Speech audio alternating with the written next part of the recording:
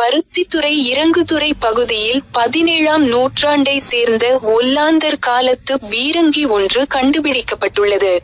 இறங்குதுறையிலிருந்து தெற்காக 300 metre தொலைவில் கட்டடம் கட்டுவதற்காக கடந்த 25ஆம் தேதி 1ஆம் மாதம் 2026ஆம் ஆண்டு ஞாயிற்றுக்கிழமை மேற்கொள்ளப்பட்ட அகழ்வின் போது மேற்படி ஒல்லாந்தர் காலத்தைச் சேர்ந்த பீரங்கி ஒன்று கண்டுபிடிக்கப்பட்டுள்ளது.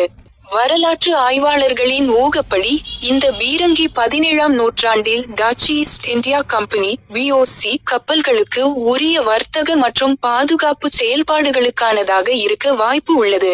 கண்டுபிடிக்கப்பட்ட பீரங்கியின் நிலைப்பாடானது கடல்பரப்பிலிருந்து 300 மீட்டர் சுற்றளவில் அமைந்துள்ளதுடன் இறங்குதுறைக்கு அருகாமையாக இருப்பதும் குறிப்பிடத்தக்கது. மேலும் பீரங்கியினை சுற்றியுள்ள பிரதேசங்களில் வேறு எந்த பொருட்கள் அல்லது படிமங்கள் காணப்படாததால் இது ஒரே தனிமைப்படுத்தப்பட்ட அல்லது கைவிடப்பட்ட பீரங்கியாக இருந்திருக்கும் என வரலாற்று ஆய்வாளர்கள் ஊகிக்கின்றனர். 17ஆம் நூற்றாண்டில் ஒல்லாந்தர்கள் போர்த்துகீசியர்களை தோற்கடித்து இலங்கையின் வடக்கு கடல் வழிகளை கட்டுப்படுத்தினர்.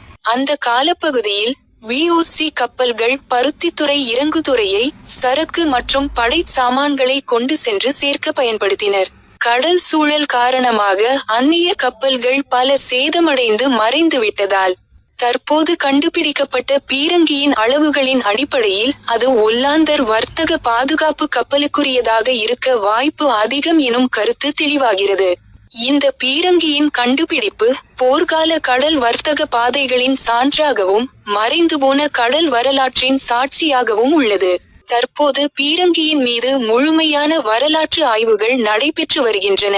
மேலும் கண்டுபிடிக்கப்பட்ட பீரங்கியின் பாதுகாப்பு நடவடிக்கைகள் எடுக்கப்பட்டு தொடர்ந்து அதனை அருங்காட்சியகத்தில் சேர்க்கும் ஏற்பாடுகள் மேற்கொள்ளப்பட உள்ளன.